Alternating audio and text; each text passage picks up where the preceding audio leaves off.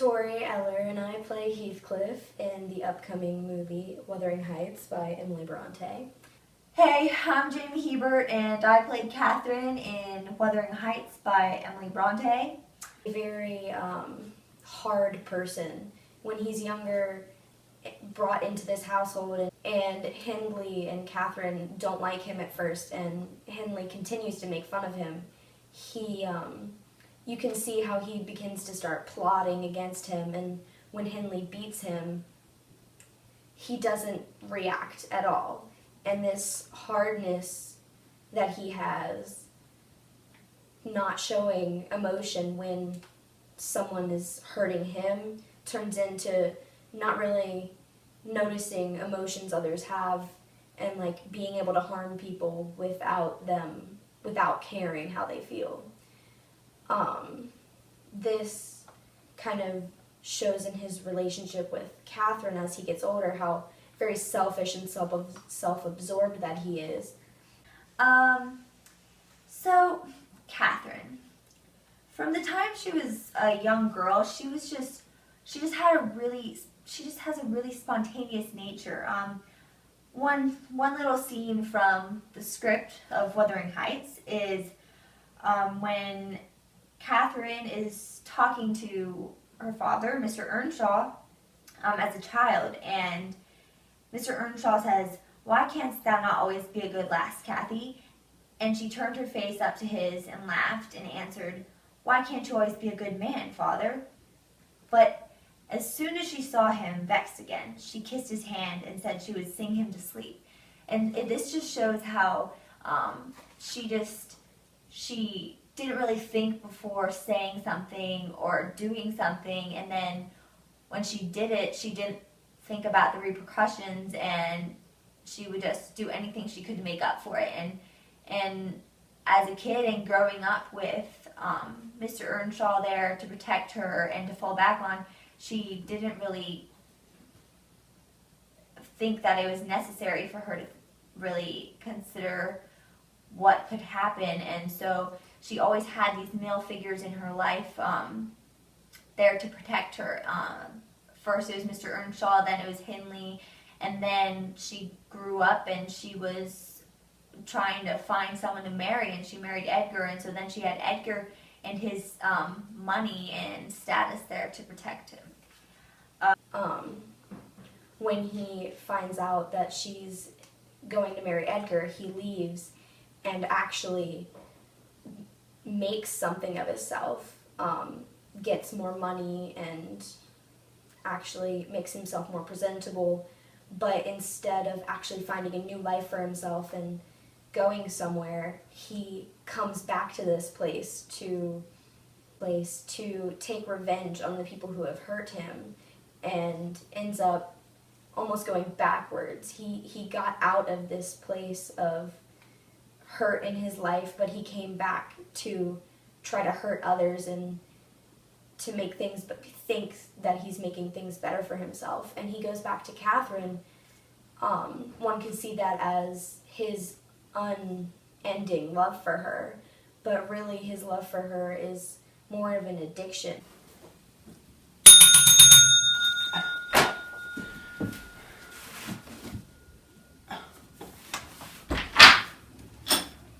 Oh, Catherine, my dear, there's someone at the door for you. Well, who is it? Who could it be at this hour?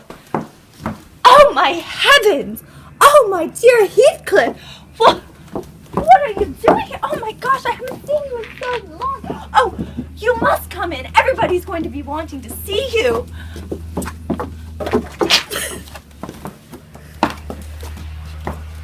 I shall take a seat here. Heathcliff, how long it has been, my dear? Like, whatever. Okay. So, when Catherine decides that she wants to marry Edgar, she can't turn back. She married him because she wanted his status and his riches, and because of her impulsivity, she can't ever have Heathcliff the way that she truly wanted him. And she finally has to face the consequences of her spontaneous actions, and she never had before. So she doesn't exactly know how to deal with that. And so now when Heathcliff returns after a couple of years, Catherine has to face the dilemma of being married to Edgar, but loving and being obsessed and addicted to a relationship with Heathcliff. Because Heathcliff's return sparked that inside of her again. And when Edgar tells Catherine that Heathcliff can't be around their house and around their family, she goes crazy and she doesn't know how to handle it, and she's only thinking about herself and how she can't have Heathcliff. And so that's that can be seen in one of the window scenes where she's sick and she can't take care of herself anymore because she's basically going through the withdrawals of an addiction, the addiction of a relationship with Heathcliff and that obsession. And so she runs to the window and she thinks that she sees her old room at Wuthering Heights because she's so obsessed with having this connection with Heathcliff that she is not allowed to have because Edgar won't allow it. This quote, Stanton Peele, states that an addiction exists when a person's attachment to a sensation, an object, or another person is such as to lessen his appreciation of and ability to deal with other things in his environment or himself, so that he becomes increasingly dependent on that experience as his only source of gratification. So I would definitely define his attachment to Catherine as an addiction or an obsession more than a love, because he's really only using her to further himself and to make himself feel better. And even later on, as you can see in one of the scenes,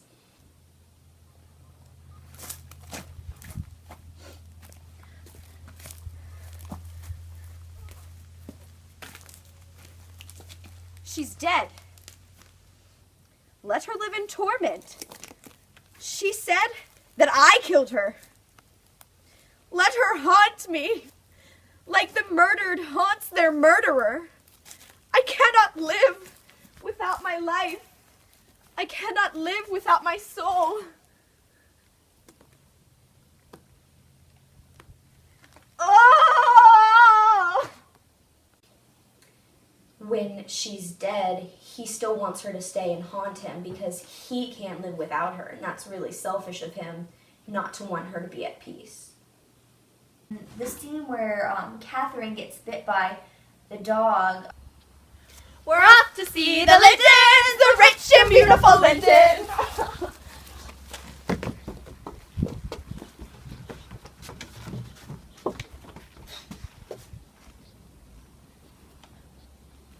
Who's there? Hurry, hurry.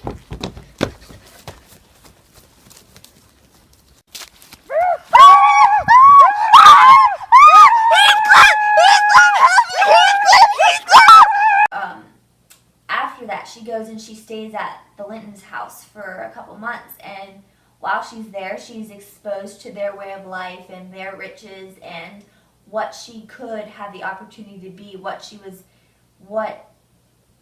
could be hers. And so when she became well again and she returned home and she saw Heathcliff, she realized that she wanted more than what Heathcliff could give her. Heathcliff!